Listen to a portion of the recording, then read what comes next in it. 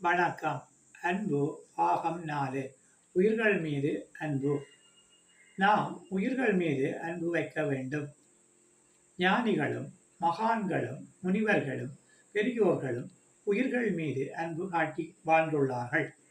அவர்கள் நம்மையும் அவ்வழியில் வாழ்வதற்கு வழிகாட்டி இருக்கின்றார்கள்.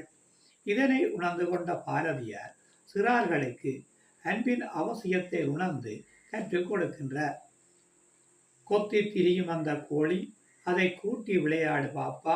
எத்தி திருடும் அந்த காக்கை, அதற்கு இறக்கப்பட வேண்டும் பாப்பா. பாலை பொழிந்து தரும் பாப்பா, அந்த பசு மிக நல்லதடி பாப்பா. வாலை குலைத்து வரும் நாய்தான், அது மனிதனுக்கு தோழனடி பாப்பா.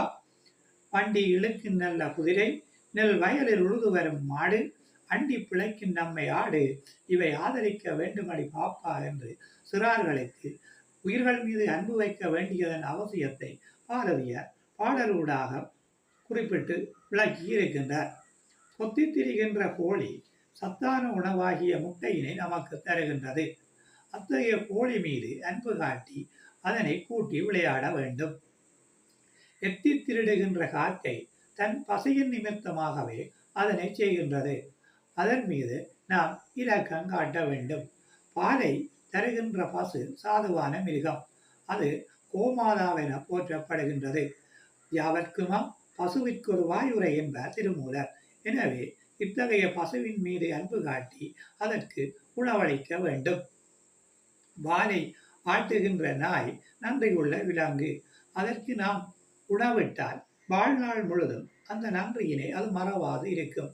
அத்துடன் வீட்டையும் நம்மையும் காக்கின்ற நாய் மீதும் நாம் அன்பு காட்ட வேண்டும்.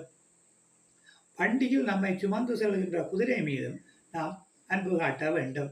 நெல் வயலிலே உழுகின்ற மாடு நமக்கு பல வழிகளிலும் உதவி புரிகின்றது.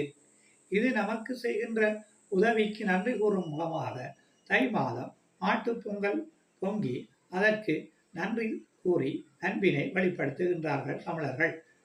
அடுத்து ஆடு நம்மை அண்டி பிழைக்கின்ற விலங்கு. இதற்கும் நாம் அன்பு காட்டி ஆதரிக்க வேண்டும். இவ்வாறாக விலங்குகளை ஆதரித்து அவற்றுக்கு அன்பு காட்ட வேண்டும். காலொடிந்த ஆட்டுக்குட்டியை புத்தரும் இயேசுவும் சுமந்து சென்ற வரலாற்று கதைகளினை நாம் படித்திருக்கின்றோம்.